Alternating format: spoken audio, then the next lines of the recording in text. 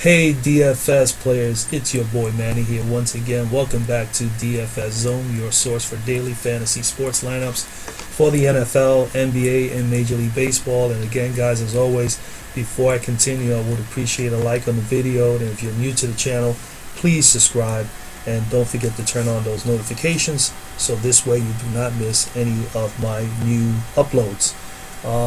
Right now, I'm going to go over my stud 5 for today, March the 14th, 2018. It's only a 4-game slate. Real quickly, 4-game slates, at least a few tips for those who are new to DFS or are looking to get more serious about it. One of the little tricks or one of the tips that are very, very important is that with a 4-game slate, you want to get your core 5 or maybe core 6 players and then build around those for any lineup that you make. So in other words, you don't want to go multiple lineups here.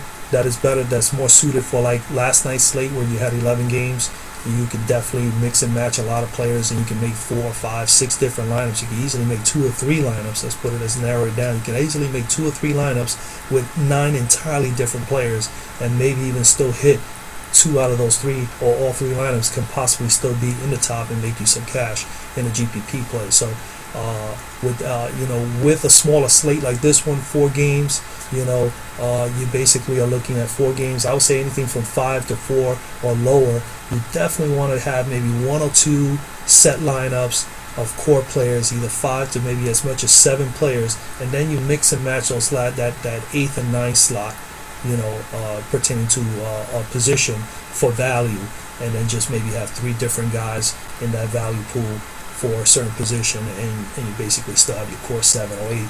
That's what I would prefer, or that's at least the best way to go about it if you're not too sure, because I know some people will take a 4-game slate and start mismatching and making 2 or 3 different entire lineups, where if you make one solid 6-7 man core and then just incorporate 2 different players in every one of those lineups, you may just end up finishing in the top 10, let's say for example, and take 1st, 3rd, and 5th, and 7th. Some of the techniques that a lot of the sharks use, the guys with all the money and are able to play multiple games. I'm not one of those. I'm one of the small guys, just like anybody else out there. I'm just one of those guys that is able to have the time to research and make proper decisions and give myself that best chance. And every single night, like for those who are following me on IG, and now as I transition over to YouTube, is that I always preach you want to score 300 or better, and that's what I aim for every single night. Even if I don't cash, or even if I cash and it's not a whole lot of cash, I am definitely pleased with my results if I'm up there and always competing. I don't want to be always in the bottom of a tournament. You never want to score 230s, 240s on a regular basis, because you're really just throwing money away. You want to be in the competition. You want to be able to compete, and if you want to compete at the highest possible level and score, you definitely want to aim for that 300 range and up, because you have a shot to cash every single night on a GPP or cash play if you score 300 or better. So I don't want to keep repeating myself. This is the stud 5. Let's go through the stud 5. It's a small slate, like I said. Try to build that core 5 or 6. I'm trying to help you out here with at least 5 for tonight. A couple of them to me are kind of like no-brainers, but at the same time, it's always good to do your research. Don't take my my word and set it in stone, so to speak. You should definitely try to do a little bit of research, but I know there's people out there that don't have the time to do it, and this is why I make the effort to at least share some of my ideas, and it's strictly my opinion, so I don't want anybody to think that, I'm some sort of guru or not like that. I'm not. Okay, but I am a guy that consistently hits 300s on a regular basis, and that's what I want to share with people is to give them an opportunity to be in that same position as me. Alright, so with that being said, let's go right to this stud 5. I'm going to start with my first guy at point guard. We're definitely going with Lonzo Ball. Alright, so Ball will be one of my stud 5s of the day. He's in a good position against Golden State, because he's actually has done well in his first 3 games with Golden State. Against Golden State, he's put 35, 39, and 33 Fanduel points, so he's doing fairly well. He should be good for a good 30-35 here. He has the upside to go beyond that. So that's the beauty of Lonzo Ball. My next guy here on the stud 5 will be another point guard, and it's going to be Terry Rozier. Terry Rozier. I'm going to go with Rozier here because the fact is that there is no Kyrie, there is no Jaylen Brown, there is no Marcus Smart. They need somebody to score. They need somebody to penetrate. They need somebody to put up to take the load. And it's going to come down to Terry Rozier, and it's going to come down to my other choice for Boston tonight, which will be Mr. Marcus Morris. Marcus Morris will be my third stud. Marcus Morris is going to have to really step up tonight. So I would think that he's going to have to put up shots. He's going to have to defend. He's going to have to rebound. He's going to have to do it all, and they're going to need him. So for me, I would say Rozier and Morris are definitely in my stud 5 list for today. My other stud for today will come from the shooting guard position. It's going to be Bradley Beal. It's a no-brainer. Bradley Beal is playing against Boston.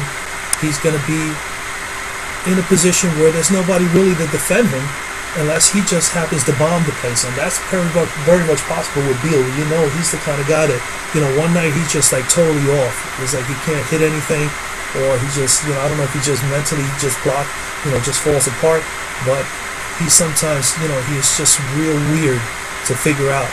And but here he's in a good position. He's in a great matchup here. He's got no Smart to defend him. He's got no Brown. I don't know who's going to defend this guy. So if they're defending him and they're double teaming him, then you got to look at other guys in Washington. But I think tonight is going to be one of those nights that he's going to have to step up, and he's going to step up. So I would say Beal is my other stud for today. And then my 5th stud is going to be coming out of the center spot, and that is Mr. Vukovic. He's going up against Milwaukee. He's in a good spot. I do like Mr. Lopez here. He's been playing extremely well for the Lakers, and the Lakers as a team are just really scary right now because they're, like I mentioned in the previous video, everybody is playing so well. Randall, Kuzma, Ball, Isaiah Thomas, Pope, and Lopez, and then their reserves are coming in and they're getting it done too. So they are a scary team right now.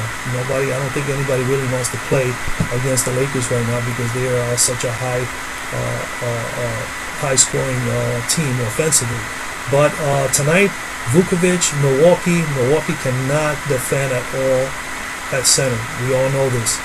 So it's an easy brainer. The only problem here is that there is that blowout, situation here where Milwaukee could just go off on them with Bledsoe and Middleton, and as well as Giannis, and they can just take Orlando completely out of here. I am betting on that Orlando's going to stay a little close in this game because they are playing at home. They may more than likely have Fournier back. Jonathan Isaac is going to have to step up. Jonathan Simmons is going to have to play and step up. So they got a couple of weapons there. Aaron Gordon more than likely is still out. So Vuk is going to have to step up and put up a load here as far as getting rebounds, putting back balls, and actually, scoring. So, and at the low post end, he's a good spot here. He's in a very good spot here against Milwaukee. So I would say lock in Vukovic. There goes the stud 5 guys today. You got Ball, Rozier, Beal, Morris, and Vukovic. And, you can choose if you want to play them or not. It's entirely up to you. I think these guys are definitely good guys to put in your lineup today. Build around them. You still got 5,600 to get a couple of nice value plays in here. And, that's basically the bottom line, guys. So, a lot of luck tonight with the 4-game slate. This is your boy Manny at DFS Zone. We're out. Peace.